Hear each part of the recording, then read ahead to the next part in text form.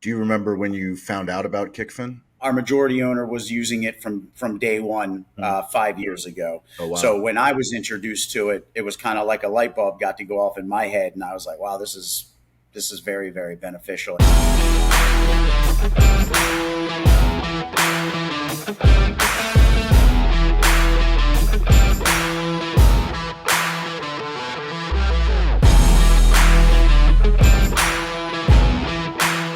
Welcome to Digital Hospitality. I'm your host, Sean Walchef. This is a Cali BBQ Media production. I am recording this interview from Bulgaria, not Bulgaria, California, Bulgaria, Vratsa, Bulgaria, the other side of the world. We started this show back in 2017. I'm a restaurant owner, and I believe that I am not alone. I believe that technology can transform our restaurants, our business, and we started this show with a belief that there were other owners, operators, and great people in tech that we could have great conversations with. And here we are, which is 8 years later. We built a media company. We have multiple shows, but our goal for you, the audience, and for you, the community, is to share the secrets of success, the secrets of failure, and to learn a little bit along the way. I'm so grateful that multiple technology brands have reached out to me to find the top operators. And today we have Denny LiPira. He is the director of ops, Island Wing Company, Toasted Yolk Café. Denny, welcome to the show. Thank you, thank you. Glad to be here. So the thesis of this show is that every business needs to be digital first, especially brick and mortar businesses like restaurants, and that every business is in the hospitality business, whether they know it or not. Let's get a little bit of your background. When did you get into the restaurant business? 32 years ago, I got into the restaurant business when I was 15 years old. Started off at a little pizza place, worked my way out, and then right out of high school, joined up with Applebee's, and I spent the last 26 years of my life with Applebee's. Worked all the way up from hourly employee to the director of operations. I was running, I believe, 13 at one point in time, all Northeast Florida, Southeast Georgia, and then I got on with the group I'm with now about a year and a half ago. Amazing. Tell us about the group that you're with now. So our holdings group is called Holdings of North Florida. We own and operate Island Wing Company and the Toasted Yolks here in Northeast Florida in the greater Jacksonville area. Again, I got on board with them about a year and a half ago. It's been phenomenal. We run some phenomenal restaurants here in the greater Jacksonville area.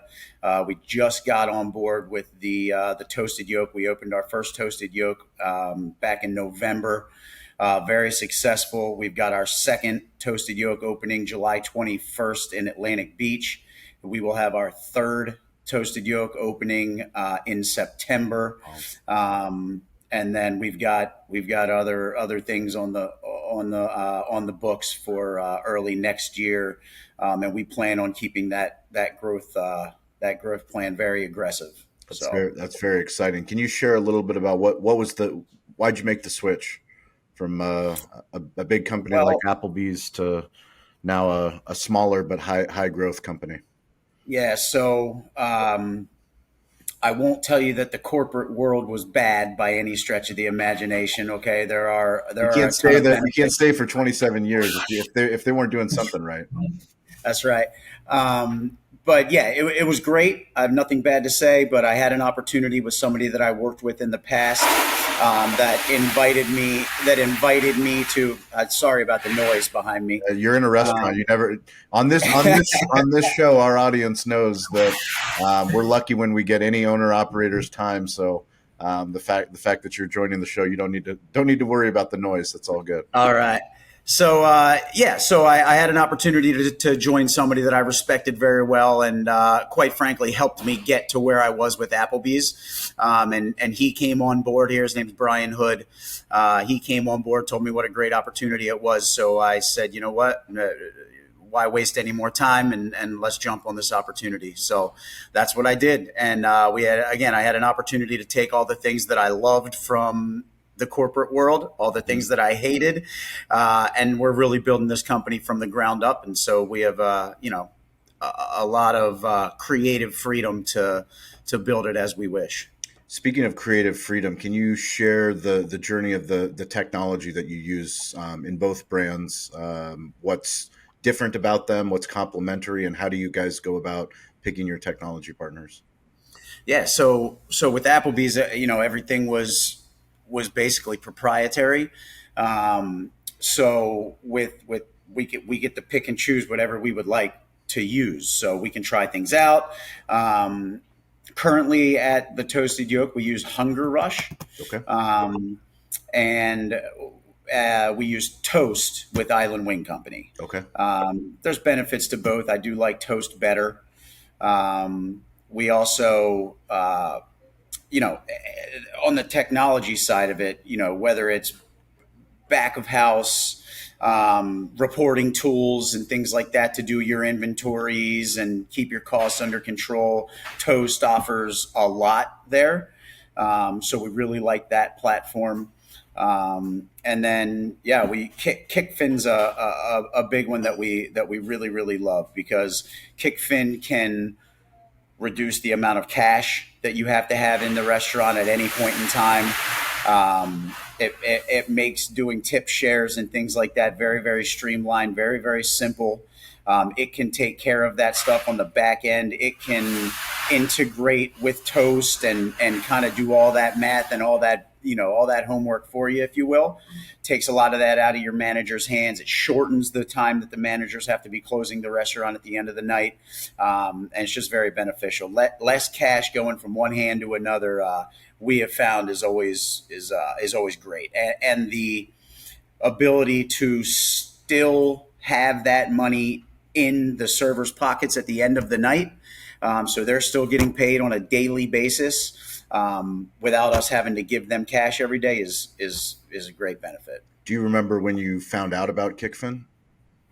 So I actually never used it until I came on board here. Mm-hmm. So a year and a half ago for me, Yep.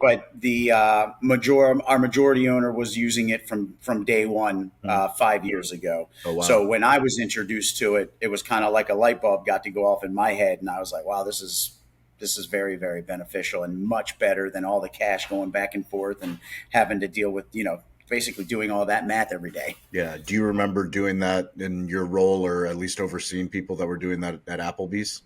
Yeah, I do. Absolutely. And it would be a pain point at the end of the Yeah. night, because it would take, again, if it's only 30 minutes, it's 30 minutes. And in the restaurant industry, when it's 2 a.m., 30 minutes matters, Oh, right? for 20 sure. minutes, hell, 5 minutes matters. So it was a big deal to be able to at least reduce the time the managers are here.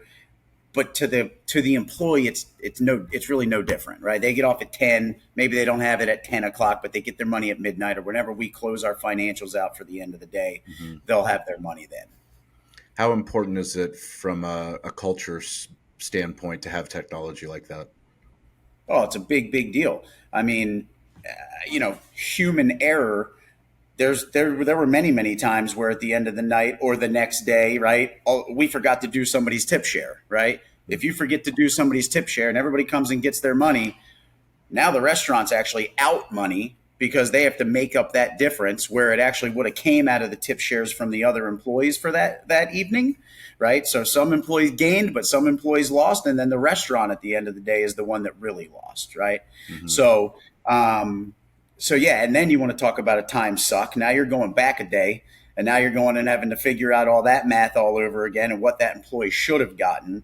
Then you're having to do a paid out the next day, and your money looks short at the end of the day on the books. So, yeah, it's a big deal. Can you share a little bit about the two different concepts? I understand one of the locations has both concepts in on the same property. So what we're doing,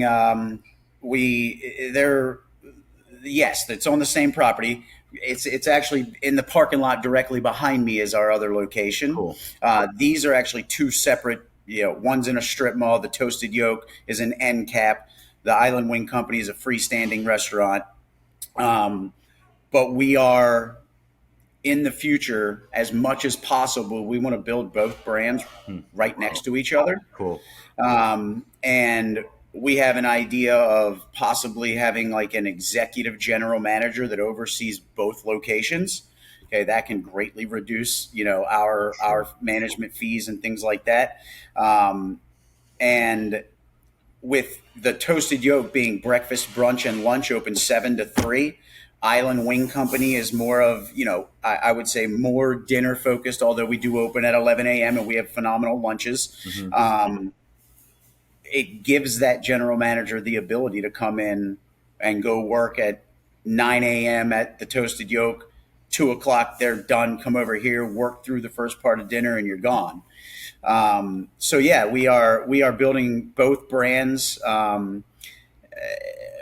or buying both brands, if you will, if they're second gens. That would be kind of what we do, is put them right next to each other so we can kind of work that kind of management structure.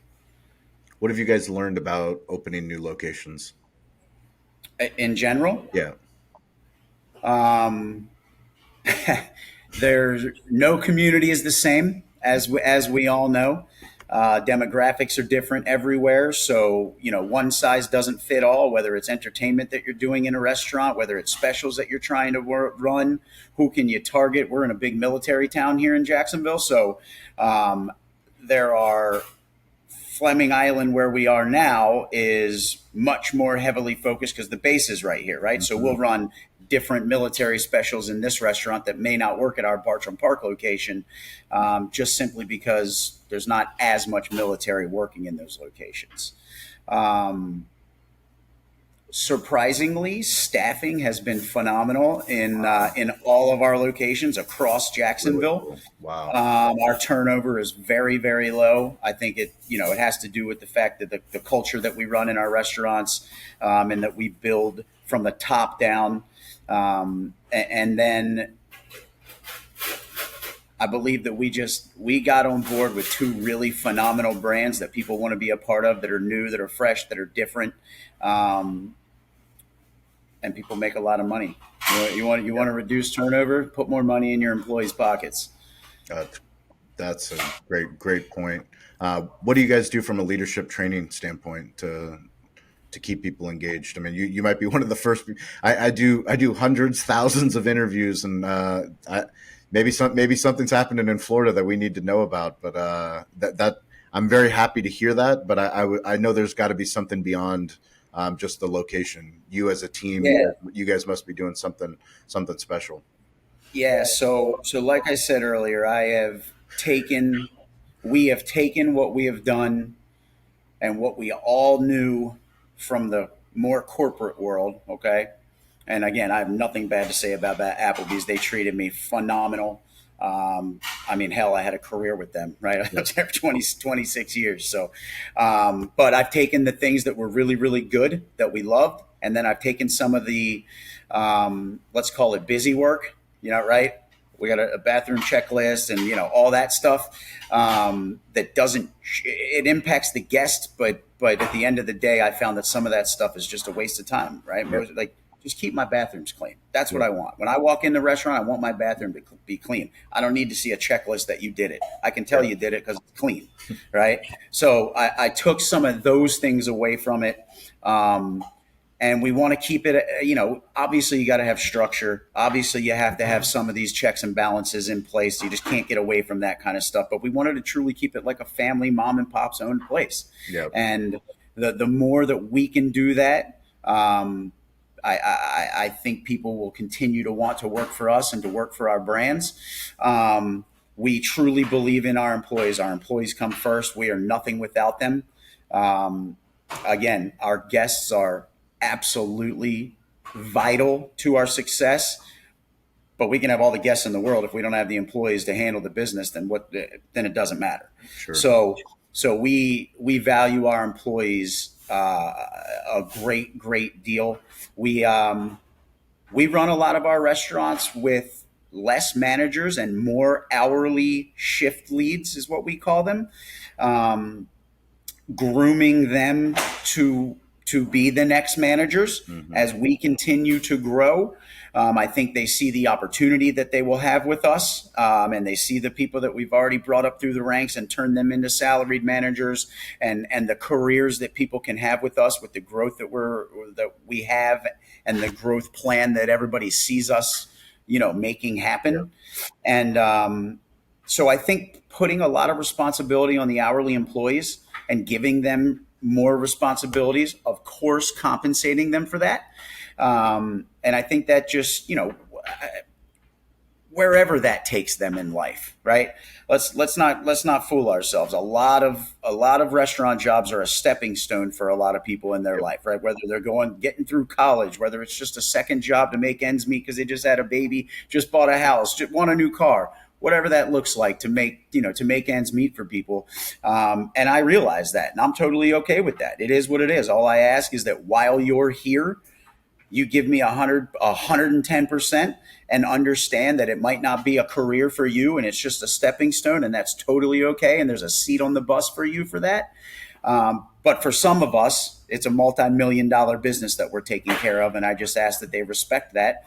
And hey, I'll teach you anything you want to know. Just because it's a restaurant schedule that you're creating, or that you're helping me with, or you're helping me with a truck order, or writing, our pre-shift notes for the week. And yeah, you're just a server and you're not a manager, but hey, I want you to take this task. We're still developing people and giving them responsibilities and teaching them things that they can take with them forever. What do you think over the course of your career was one of your biggest failures and a lesson that you learned from that failure? Understanding um, who is just a stepping who this is a stepping stone for, Yeah. and who might really want to do this for the rest of their lives. And I probably focus too much energy on the people that are just here Yeah. to get by a week, or not a week, excuse me, a year or two to make ends meet, and somebody that really has fallen in love with this business.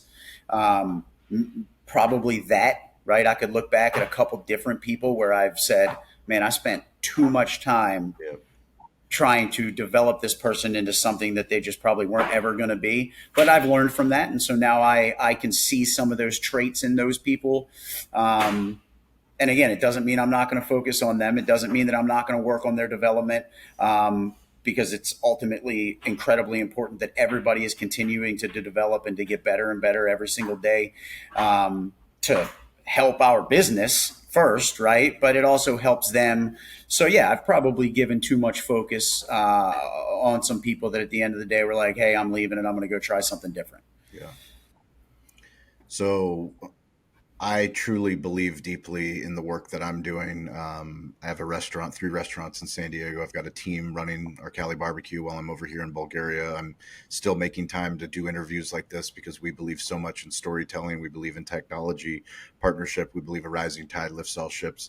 Uh, as I travel in Eastern Europe, travel to Turkey with my wife, and Istanbul, and visit other restaurants, high volume restaurants, restaurants that are doing really well for their community, seeing the technology that they're using, I realize that it doesn't matter where you are on earth. Like, if you fall in love with this business, we have a certain DNA about us.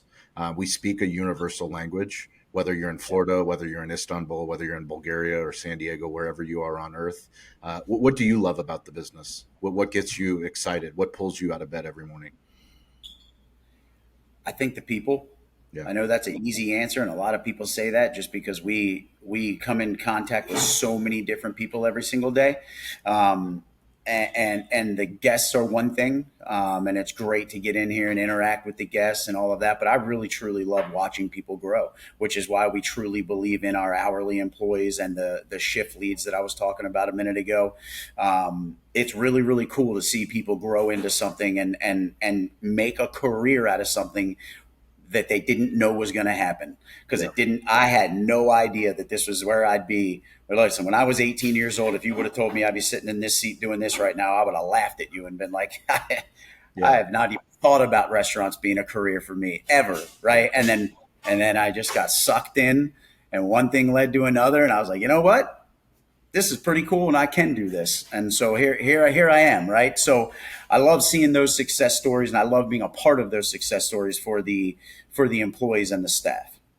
If you were able to speak to someone listening right now, watching this video, and they are ready to make a career choice, something that is a risk, being with a big corporation, a big company that they've been with for a long time, and they're thinking, should I jump off the cliff and bet on myself?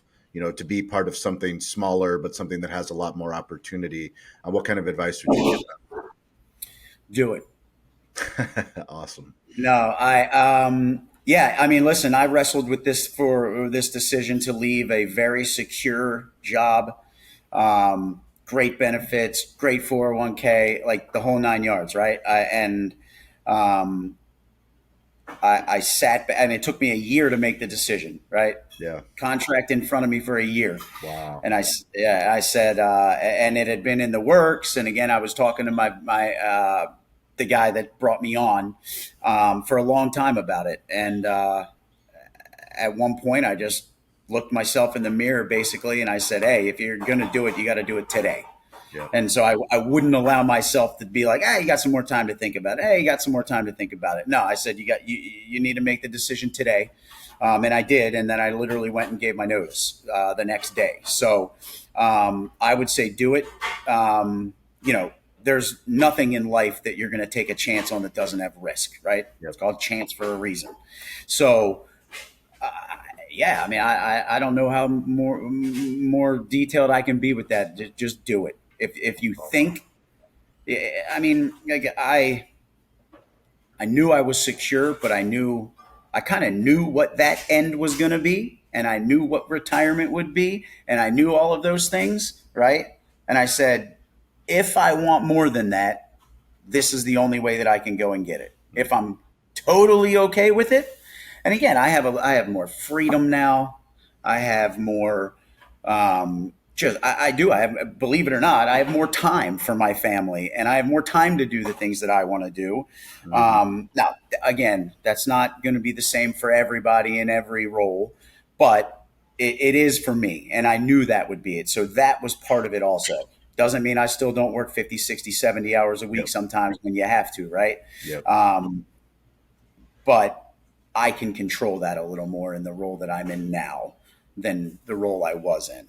But for anybody out there that's thinking about taking that chance and making a life decision, and they're very, very unsure about it, nothing in life is guaranteed. It's always going to be a risk. Your decision could work and it could not. But don't let that be the determining factor. Those are just the two obvious. It's going to be great or it's going to suck, right? That we know those are the two obvious outcomes, right? So if you think it's going to be in the middle, maybe you stay where you are because you're already in the middle, or you wouldn't be thinking about leaving. For sure. What's the best place for people to keep in touch with you? Email? Probably email. Yeah, absolutely. What's your email? I haven't had social media in the last 7 years. My wife finally beat me in the head and said, get Instagram. Your restaurants are all advertising on it and everything else. And so I do it, but I don't love it. So we'll put a link in the email. We'll put some links in for Island Wing Company, Toasted Yolk, Café, and a special shout out to Kickfin. Thank you to Kickfin for making these conversations happen. We'll put a link in there if you're curious about how Kickfin can help you with your tip outs and your paying your employees on time. Thank you, Denny. If you guys want to reach me, I'm weirdly available at Sean P. Walchef. Instagram's probably the fastest, but I'm available on all the platforms. Denny, I really appreciate it. If you ever make it to San Diego, please come visit us for some barbecue. That goes for you and any of the team. And if I ever make it to Jacksonville, I will be in touch to see your restaurants in person. Awesome. Sean, I appreciate it, man. Thank you so much for your time. Of course. Appreciate you. As always, guys, stay curious, get involved, and don't be afraid to ask for help. We'll catch you next episode.